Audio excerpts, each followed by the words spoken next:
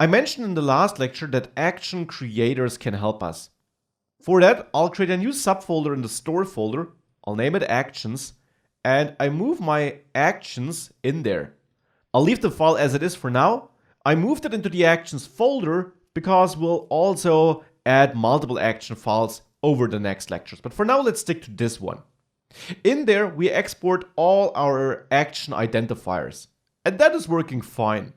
Now I want to introduce a new way of creating actions, so-called action creators. How does that look like? What is that? An action creator is just a function which returns an action, or which creates an action, hence the name. We right now create our actions hard-coded in our code, or simply when we need them, I should say, in the counter component. Here on map dispatch to props, the actions, these are just these JavaScript objects, right? We create them here. We create them by simply writing the code for the object into our dispatch function. An action creator would return such an object. And you can see the benefit when we talk about asynchronous code. So let's create an action creator right now for synchronous code though. For that, I'll create a new function, and you can use the function keyword or create an arrow function, and I'll name it increment. The convention is to use the same name as your identifier, but in camel case, so lowercase character first. Increment is an arrow function, as I said. It will return something eventually, and it will receive something. It can receive something, I should say. It receives any payloads you want to pass with that action. Here for increment, I don't want to pass any, so instead I just return something, and that something is the action, so a JavaScript object.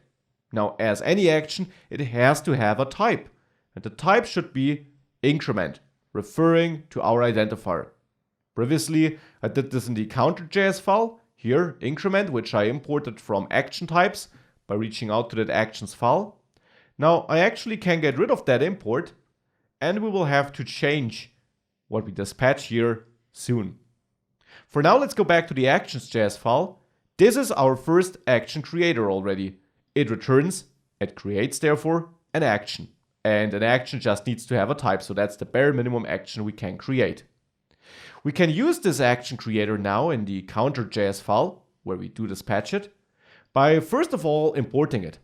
So here I'll import something from this actions file. So I'll navigate up to the store folder, into actions, and there to the actions.js file.